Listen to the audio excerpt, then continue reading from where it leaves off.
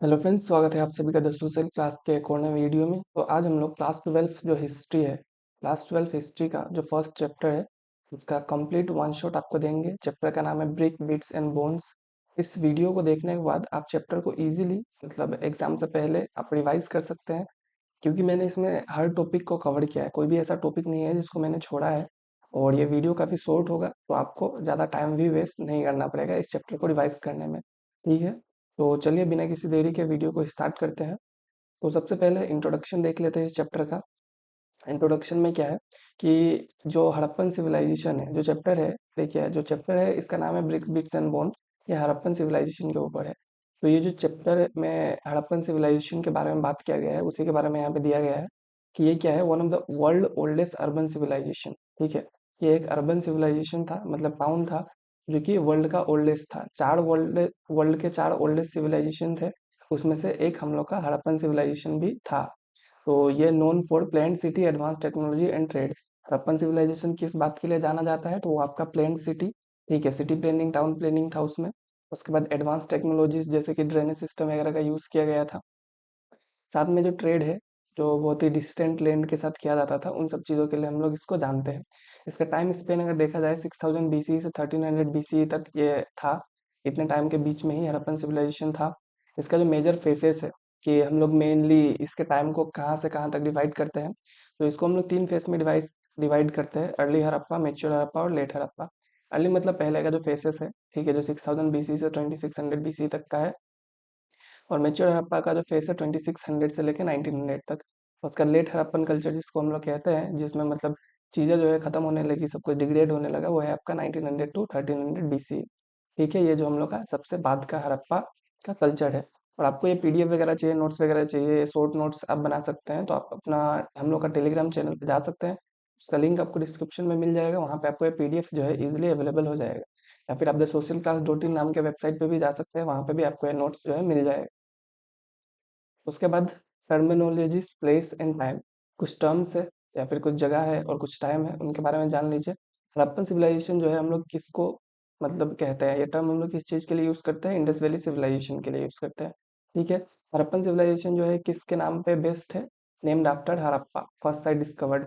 Harappan civilization नाम क्यों पड़ा, क्योंकि ये हड़प्पा के नाम पे इसका नाम रखा गया है। हड़प्पा क्या है, तो वो है फर्स्ट साइट जो कि डिस्कवर की गई थी। उसके बाद ये कहाँ कहाँ पे अभी स्प्रेड है, जो हड़प्पन सिविलाइजेशन है, तो spread across present day Pakistan and north west India. Pakistan और नॉर्थ वेस्ट इंडिया में स्प्रेड है हम लोग का जो हड़प्पन सिविलाइजेशन है। इसके जो की स्टेट्स है, मतलब कौन कौन से स्टेट्स में ये अभी मेनली इंडिया में मतलब स्प्रेड हुए हैं, तो वो है आपका पंजाब, हरियाणा, राजस्थान, गुजरात, महाराष्ट्र। ये स्टेट से जहाँ पे हड़प्पन साइट्स हम लोग को मिला गया। उसके बाद में भी एक्सकेवेशन के दौरान मतलब नए नए साइट्स जो आए हैं, वो इन्हीं साइड में हम लोग को देखने को मिला है, मतलब इन्हीं स्टेट्स में। और ये कहाँ कहाँ तक मिलता है हम लोगों को, found as far as Afghanistan and Balochistan. मतलब अफगानिस्तान और बलूचिस्तान तक भी हम लोग का जो हड़प्पन सिविलाइजेशन है, उसके साइट्स हम लोग को देखने को मिला है।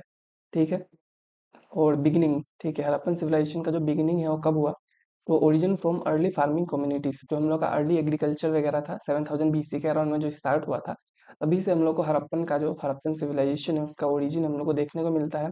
ठीक है, जो अर्ली हड़प्पा फेज था वो बहुत ही छोटे सेटलमेंट्स थे, एग्रीकल्चर वगैरह पे डिपेंडेंट थे, और क्राफ्ट वगैरह भी तब भी था। ठीक है, तो उतने आगे के फेज में ये जो सेटलमेंट था उतना मतलब बहुत ही बड़ा नहीं था, लेकिन छोटा सा सेटलमेंट था, एग्रीकल्चर वगैरह पे डिपेंडेंट था। ठीक है, urban fest evolve through gradual growth. और जो अर्बन हड़प्पा है वो टाइम के साथ मतलब ग्रोथ के साथ लाहे लाहे लाहे लाहे मतलब ग्रेजुअली वो है, जो अर्बन फेज पे गया है वो बिगिनिंग में जो था स्मॉल सेटलमेंट ही हुआ करता था। उसके बाद अगर सब्सिस्टेंस स्ट्रेटेजी देखा जाए, ठीक है, ये हेडिंग्स जो है आपको बुक में मिल जाएगा, ये हेडिंग्स आपके बुक में दिया हुआ है। मैंने इसलिए यही हेडिंग्स दिया है ताकि आपको कंफ्यूजन ना हो जाए कि क्या पढ़ा रहे हैं। तो जो आप सब्सिस्टेंस स्ट्रेटेजी है या फिर कोई भी हेडिंग है जो अपने बुक में देखेंगे, तो आप साथ में बुक लेके रखिए, या तो आप उसमें ये सबको हाईलाइट कर लीजिए जो मैंने यहाँ पे दिया है, क्योंकि यही जो है इंपॉर्टेंट चीज़ें है। ठीक है, ऐसा नहीं कह रहा हूँ पूरा बुक नहीं पढ़ना चाहिए, पूरा बुक पढ़िए, पर ये जो है मेन पॉइंट्स है उस बुक के, तो ये सब आपको ज़्यादा ध्यान रखना है। या तो आप इस पीडीएफ को डाउनलोड करके इसको कॉपी में नोट कर लीजिए, या तो आप बुक में हाईलाइट कर लीजिए। ठीक है, तो सब्सिस्टेंस स्ट्रेटजी में देखेंगे कि वो लोग जीने के लिए मतलब सब्सिस्टेंस के लिए क्या क्या करते थे। तो क्या खाते थे वो लोग, wheat, barley, lentils, chickpea, सेसम, millets, rice, ये सब जो है वो लोग खाते थे। तो इसमें क्वेश्चंस वगैरह ऐसे पूछ देगा कि आपको पूछेगा कि ये सब में से कौन सा ऐसा चीज़ है जो वो नहीं खाते थे। कोई अलग ऑप्शन दे देगा तो फिर आप कंफ्यूज हो जाएंगे, इसलिए आपको ये सब चीज़ को पढ़ के रखना चाहिए। उसके बाद वो लोग एनिमल्स को भी डोमेस्टिकेट करते थे, कैटल, शीप, गोट, बफेलो, पिग, ये सब को वो लोग एनिमल्स को भी पालते थे। उसके बाद वो लोग हंट भी करते थे, बोर, डियर, घड़ियाल, फिश, फॉल, ये सब जो चीज़ है, ये सब जो एनिमल है, इन सबको वो लोग हंट करते थे, ठीक है। और evidence from charred grain and animal bones, अब ये सब जो चीज़ है, ठीक है, कि हमें पता चला कि ये सब खाते थे, इन एनिमल्स को खाते थे, इन एनिमल को पालते थे, तो ये हमें कैसे पता चला? ये हमें पता चला कुछ एविडेंसेस। एविडेंसेस क्या है? Chard grain. चार्ट ग्रेन मतलब जो कि हम लोग का पुराना ग्रेन्स वगैरह का रिमेन हो गया, ठीक है, जो मतलब सूख चुका हो, गल चुका हो, ऐसा मतलब ऐसे रह गया हो, उन सब चीज़ों से हम लोग को ग्रेन्स का रिमेन मिला है, तो उससे हम लोग पता लगा सकते हैं कि कौन सा ग्रेन था। तो अगर हमें वो ग्रेन मिलता है, मतलब इसका मतलब ये लोग उस ग्रेन को यूज़ किए होंगे या फिर जानते होंगे। ऐसे एनिमल के बोन्स, अगर हमें मतलब घड़ियाल या फिर फिश, इन सब का बोन्स हमें मिले, तो हमें मतलब इस तरह से पता चल सकता है कि हाँ, वहाँ पे वो लोग इस एनिमल्स को यूज़ करते होंगे, जानते होंगे, या फिर डोमेस्टिकेट करते होंगे। तो ये सब जो है एविडेंसेस है, जिससे हम लोग ये सब पता लगाते हैं। उसके बाद बात करते हैं एग्रीकल्चर टेक्नोलॉजी की। एग्रीकल्चर टेक्नोलॉजी में ऑक्सेंस जो है प्लाउइंग के लिए, मतलब हल मारने के लिए गोड़ू का इस्तेमाल किया जाता था, ठीक है, ऑक्सेन, गोड़ू, ठीक है, उसका इस्तेमाल किया जाता था। ये हमें कहाँ से पता चलता है? सील्स एंड मॉडल्स, सील्स वगैरह पे इसका ऑक्सन का पिक्चर बना हुआ है, तो इससे हमें पता चलता है कि वो लोग प्लाउइंग के लिए ऑक्सन का यूज़ किया करते थे। और फिर प्लाउड फील्ड, ठीक है, एग्रीकल्चर टेक्नोलॉजीज में कुछ एविडेंसेस है, ठीक है। प्लाउड फील्ड्स जो है कि हल मारे हुए जो खेत है, वो हमें कहाँ पे मिला है? कालीबंगन में। वहाँ पे हमें ये पता चला है कि 2 क्रॉप एक साथ उगाए जाते थे, ठीक है। क्योंकि आपके बुक में एक वर्ड या फिर फ्रेज दिया होगा, 2 सेट्स ऑफ फार्मर, मतलब 2 सेट्स थे, जिसमें मतलब एक टाइम पे एक जगह पे खेती किया जाता था, फिर उस साइड पे अलग एक खेती किया जाता था। मतलब 2 सेट्स ऑफ क्रॉप एक साथ वो लोग उगाया करते थे। ये सब जो है मतलब हमें एविडेंस में पाया गया है। उसके बाद क्या-क्या टूल्स वो लोग यूज़ करते थे? मेनली वो लोग स्टोन टूल्स और मेटल ब्लेड्स वगैरह भी यूज़ किया करते थे। मेटल ब्लेड्स, तो आप कमेंट करके बताइए कि उस टाइम में कौन-सा मेटल था और आयरन था कि नहीं था, ठीक है? या आप मतलब एक बार बुक को पढ़ेंगे तो आपको समझ में आ जाएगा, और वो जो है आप हमें बता सकते हैं, ठीक है। उसके बाद इरिगेशन जो था वो किया जाता था, उस टाइम पे इरिगेशन भी किया जाता था। कैसे? वेल्स वगैरह का यूज़ किया जाता था, ठीक है। वेल्स से इरिगेशन होता था, साथ में रिजर्वोयर्स जो कि धोलावीरा में पाए गए हैं। इन सब छोटे-छोटे चीज़ों को आपको अच्छे से याद रखना है। जैसे आपको एमसीक्यू में पूछ देगा कि रिजर्वोयर्स जो है वो कहाँ पाया गया है, फिर धोलावीरा किस चीज़ के लिए इम्पोर्टेंट है, तो वो सब चीज़ आपको पूछ देगा। तो इन सब चीज़ों का आप ध्यान रखिए, ठीक है। और केनल्स वगैरह भी जो है अफगानिस्तान में पाए गए हैं, सोर्टुगई नाम का जगह है, वहाँ पे केनल्स वगैरह के ट्रेसेस भी पाए गए हैं, ठीक है। उसके बाद मोहनजोदारो, ठीक है, जो हड़प्पन सिविलाइजेशन है, उसके दो मेजर साइट्स है, मोहनजोदारो और हड़प्पा। ये जो है मेन दो साइट्स जो है बहुत ही इंपॉर्टेंट साइट्स है। तो अभी हम लोग मोहनजोदारो के बारे में देखते हैं। तो मोहनजोदारो जो था एक बहुत ही प्लेन्ड अर्बन सेंटर था, ठीक है। तो इनमें सिटी जो है वो डिवाइडेड था दो पार्ट में। एक था सिटाडल, सिटाडल मतलब जो एक हायर पार्ट था, और लोअर टाउन, ठीक है। हायर टाउन और लोअर टाउन में डिवाइडेड था। तो जो लोअर टाउन जो था वो बड़ा था सिटाडेल से, पर ये निचले एरिया में था, ठीक है। और उसके बाद प्लेन्ड स्ट्रीट इन ग्रिड पैटर्न, जो स्ट्रीट था मोहनजोदारो का वो भी बहुत ही ज़्यादा प्लेन्ड था, ठीक है। मतलब बहुत ही अच्छे से स्ट्रीट का भी प्लानिंग किया गया था। साथ में ब्रिक्स का जो रेशियो था वो भी स्टैंडर्डाइज था, 4:2:1। ब्रिक का जो रेशियो था वो भी बहुत ही स्टैंडर्ड का यूज़ किया गया था, मतलब सेम ब्रिक्स का यूज़ किया गया था, सेम टाइप का ब्रिक्स, ऐसा नहीं है कि कोई छोटा है कोई बड़ा है। एक रेशियो था, उसी से सारे ब्रिक्स बने हुए थे। और बहुत सारा लेबर फोर्स जो है वो लोगों ने लगाया होगा कंस्ट्रक्शन के लिए, क्योंकि अगर इतने सारे चीज़ों को कंस्ट्रक्ट करना है, रोड बनाना है, ड्रेनेज सिस्टम बनाना है, तो उसके लिए ऑब्वियसली लेबर का ज़रूरत पड़ेगा, और बहुत ज़्यादा लेबर का ज़रूरत पड़ेगा, क्योंकि मोस्ट प्रोबेबली उस टाइम में इतने हाई टेक्नोलॉजीज मशीनरी वगैरह नहीं था, तो लोग सारा काम जो है लेबर का यूज़ करके ही करते होंगे। उसके बाद बात किया जाए डोमेस्टिक आर्किटेक्चर, मतलब कि घर वगैरह किस टाइप से थे, ठीक है, वो लोग किस टाइप का घर वगैरह बनाया करते थे। तो उसमें देखेंगे कि मोस्ट हाउसेज जो थे वो बेक्ड और सनड्राइड ब्रिक से बने हुए थे, ठीक है। बेक्ड ब्रिक मतलब कि जो आग में पकाया हो, और सनड्राइड मतलब जो धूप में सुखाया हुआ ईंट है, ठीक है। लेआउट जो है वो मेनली एक कोर्टयार्ड के सेंटर में रहता था, मतलब कोर्टयार्ड जो है सेंटर में रहता था, आंगन बीच में होता था, और चारों तरफ में मतलब जो आपका रूम्स वगैरह थे वो थे। मतलब उस टाइप का आप एक इमेजिन कर सकते हैं, मतलब जनरली अभी क्या जो स्कूल वगैरह का पैटर्न होता है कि बीच में हॉल है और चारों तरफ से क्लासेस वगैरह है, उस टाइप का उन लोग का जो रहता होगा मतलब घर, ठीक है। मेन फैमिली एक्टिविटीज कुकिंग वगैरह, वीविंग वगैरह, वो सब जो है उसी कोर्टयार्ड यानी कि आंगन में हुआ करता था। रूम्स जो है वो सारे साइड में रहा करते थे।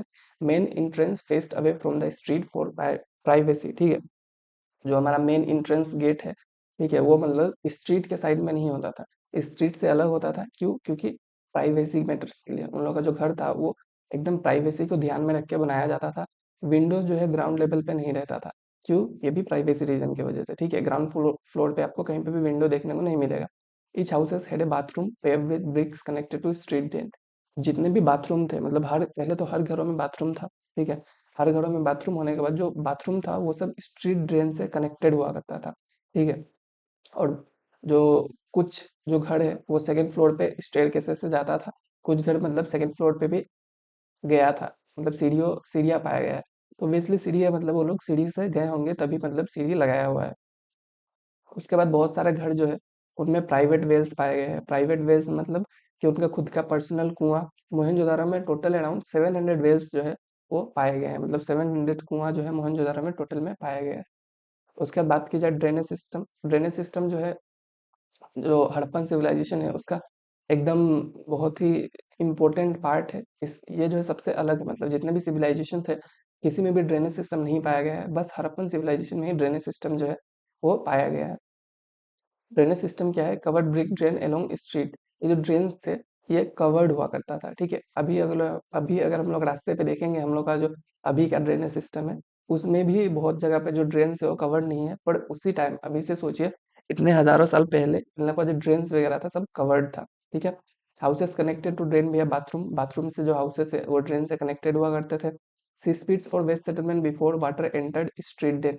सिक्स फीट्स वगैरह हुआ करता था, ठीक है, मतलब जो कूड़ा कचरा है उसको जमा करने के लिए सीट स्प्लिट वगैरह भी हुआ करता था। मतलब एक गड्ढा का बात कर रहे हैं यहाँ पे जहाँ पे कूड़ा कचरा को जमा किया जा सके, ठीक है। और ड्रेनेज सिस्टम ऐसा नहीं है कि जो बड़े बड़े टाउन है उसमें बस पाया जाता था। अभी के यहाँ पे भी देखेंगे जो मैक्सिमम बिग टाउन है उसी में हमें ड्रेनेज सिस्टम अच्छा वाला मिलता है, बाकी तो नहीं मिलता है। लेकिन उस टाइम में क्या था कि जो ड्रेनेज सिस्टम है वो big and small her town में पाया जाता था, ठीक है। डोमेस्टिक आर्किटेक्चर अभी मैंने आपको बताया, ये है लेआउट कि किस तरह से हम लोग का जो डोमेस्टिक आर्किटेक्चर था वो उस टाइम में डिजाइन किया गया था, ठीक है। तो इसको आप देख लीजिए। बाकी वही है, हाउसेट जो है आपका सेंट्रल कोर्टयार्ड के मतलब वहाँ पे सेंटर्ड था। उसके बाद फिर मेन डोर जो है वो स्ट्रीट से अलग था प्राइवेसी रीजन की वजह से। वेल्स स्टेयरकेसेस पाया गया था और बाथरूम वगैरह भी था। यही जो है अभी हमने थोड़ी देर पहले पढ़ा वही बात कहा गया है यहाँ पे। उसके बाद सिटाडेल स्ट्रक्चर्स। सिटाडेल में क्या क्या चीज हमें पाया गया है? सिटाडेल में हमें ग्रेट बाथ पाया गया है, ठीक है। ग्रेट बाथ क्या है? एक पूल है जिसको हम लोग एज्यूम करते हैं कि रिचुअल बाथिंग के लिए है। ये जरूरी नहीं है कि रिचुअल बाथिंग के लिए हो, ये मतलब हम लोग का एजम्पशन है, ठीक है। ग्रेट बाथ जो है रिचुअल बाथिंग के लिए है, ऐसा हम लोग मानते हैं। उसके बाद वेयर हाउस भी था। वेयर हाउस किस चीज के लिए था? ये स्टोरेज के लिए था, ठीक है। बहुत बड़ा स्ट्रक्चर था जिसमें हम लोग ग्रेन्स वगैरह स्टोर कर रहे होंगे, कर सकते हैं, ऐसा एक स्ट्रक्चर था। बाकी कुछ अलग अलग पब्लिक बिल्डिंग्स वगैरह भी पाए गए हैं मेनली सिटाडेल में ही, जो मतलब अलग अलग टाइप के बिल्डिंग्स है, ठीक है। पर जो ग्रेट बात है वो सबसे ज्यादा पॉपुलर है और सबसे ज्यादा इसी के बारे में क्वेश्चंस वगैरह आपसे पूछा जाए। उसका ट्रेकिंग सोशल डिफरेंसेस। तो हम लोग कैसे पता करते हैं कि उस टाइम में जो सोशल डिफरेंसेस लोगों के बीच में रहा होगा या नहीं रहा होगा? सोशल डिफरेंसेस मतलब जैसे कि अभी हम लोग अमीर गरीब, ये इस कास्ट का है वो उस कास्ट का है, इस तरह से सोशल डिफरेंसेस क्रिएट करते हैं। उस टाइप से हड़प्पन सिविलाइजेशन में भी ये सोशल डिफरेंसेस रहा होगा या नहीं रहा होगा, इस चीज को हम लोग कैसे पता करते हैं, ठीक है। तो उसका जो सबसे पहला तरीका है वो ब्यूरियल्स, मतलब कि इंसान को जो गाड़ा जाता है उसको हम लोग ब्यूरियल्स कहते हैं। तो उसमें मतलब जो ग्रेव्स हैं उस ग्रेव्स को देख के हम लोग पता करते हैं कि एक्चुअल में सोशल डिफरेंसेस रहा होगा कि नहीं। Most graves simple, some with ornament and pottery. ज्यादातर जो ग्रेव्स थे वो बहुत ही सिंपल हुआ करते थे, ठीक है। कुछ में ऑर्नामेंट्स पोर्ट्री वगैरह पाया जाता था। उसके बाद हम लोग मतलब इससे कैसे क्लासिफाई करेंगे? तो इससे क्लासिफाई करने का तरीका है जैसे कि जो गरीब आदमी होगा, जो गरीब आदमी होगा उसके गृह में बहुत कुछ नहीं पाया जाएगा।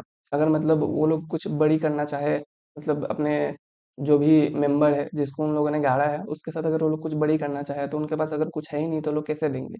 और जो अमीर लोग हैं वो लोग चाहे तो उसमें कुछ गहना कुछ सामान वगैरह वो लोग बड़ी कर सकते हैं। तो इससे हम लोग को पता चल जाएगा कि हाँ ये अमीर टाइप के लोग भी रहे होंगे, गरीब लोग भी रहे होंगे। उसके बाद हम लोग का जो लग्जरी आइटम्स है, ठीक है, रेयर मटेरियल्स जैसे कि gold, fence, semi precious stones. तो अगर कहीं पे मतलब लोग लग्जरी आइटम्स यूज कर रहे हैं इसका मतलब वो है कि उन लोगों का जो स्टैंडर्ड है, ठीक है, वो लोग जो है सोशल क्लास जो है उन लोगों का वो बहुत ही हाई रहा होगा। पर जो हम लोग का जो नॉर्मल लोग है वो लोग इन सब चीज़ों को यूज़ नहीं करेंगे, जैसा अभी भी देखा जाता है।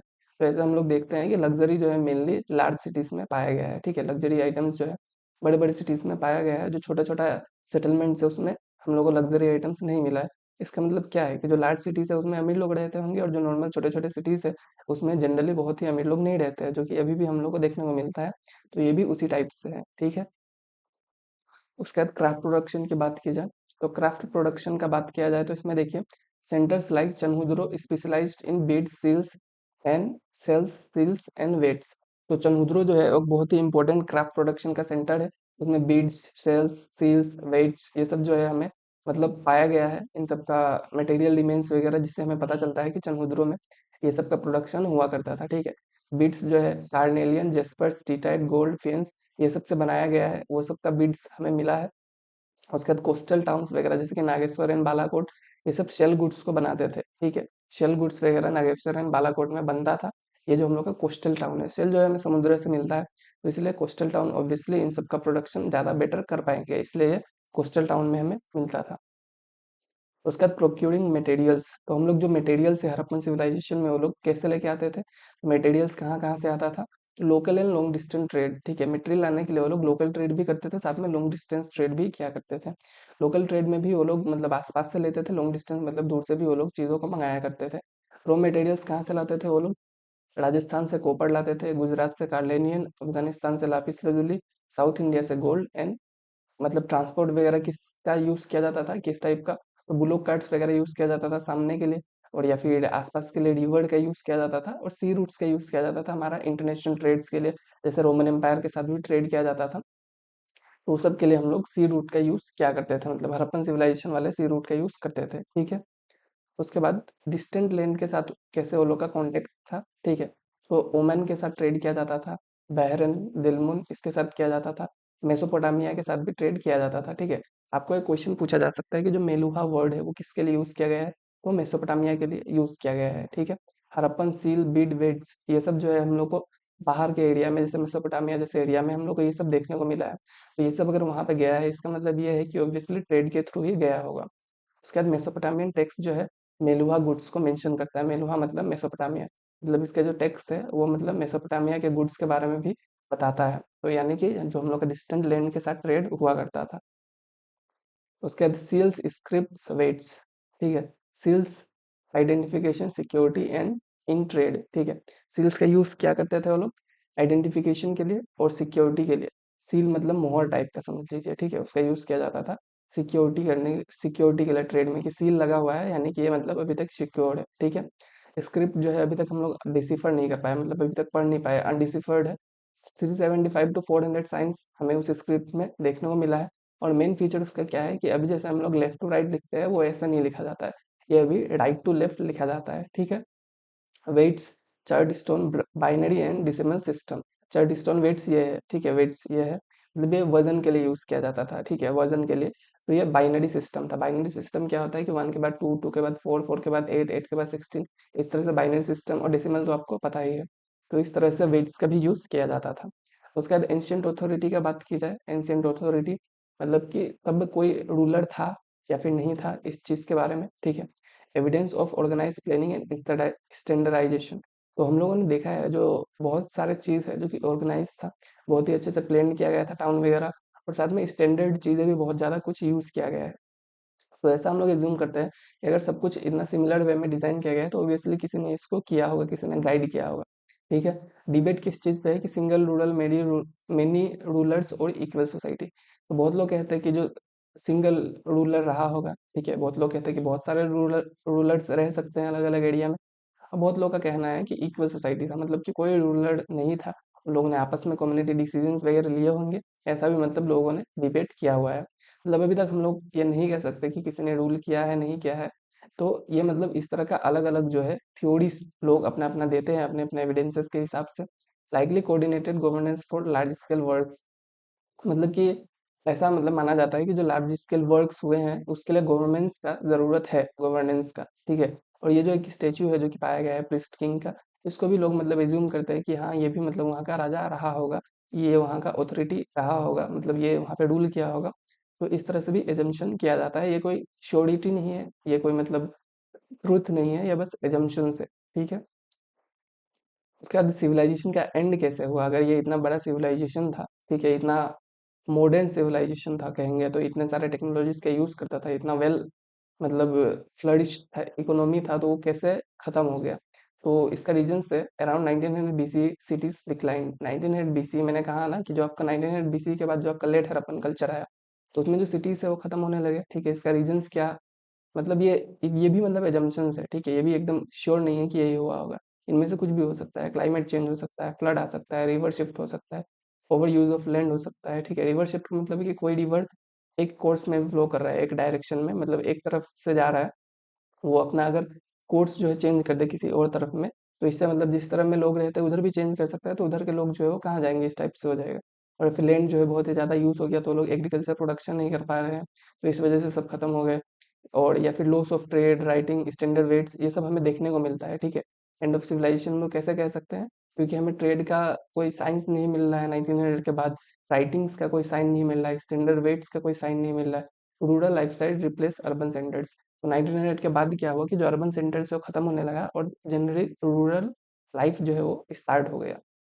तो ऐसे ही हम लोग कह सकते हैं कि जो सिविलाइजेशन है वो एंड हो गया, ठीक है।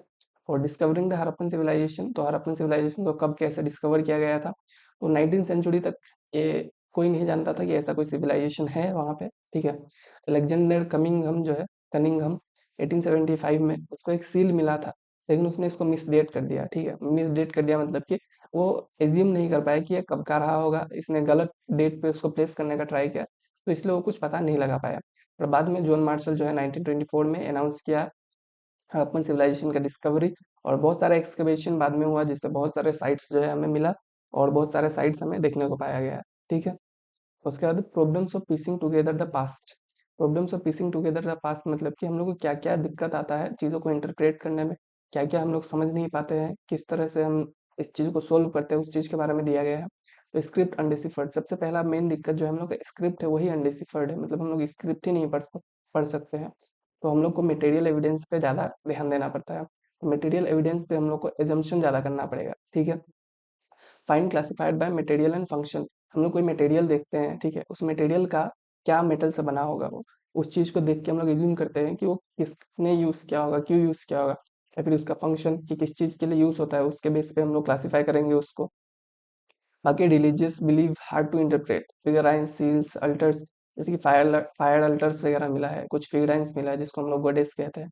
ये सब चीज़ एक्चुअल में था नहीं था, किस चीज़ के लिए वो लोग बनाए थे, ये हम लोग नहीं जानते हैं। तो हम लोग जो रिलीजियस बिलीफ मान रहे कि वो लोग करते होंगे, ये भी मतलब बहुत ही हार्ड चीज़ है इंटरप्रेट करना, ठीक है। और सम आइडियाज स्पेकुलेटिव, बहुत सारे आइडियाज जो है हम लोग स्पेकुलेट करते हैं, बस हम लोग बस स्पेकुलेट कर सकते हैं, मतलब एज्यूम कर सकते हैं, जैसे कि प्रोटोसिवा हो गया।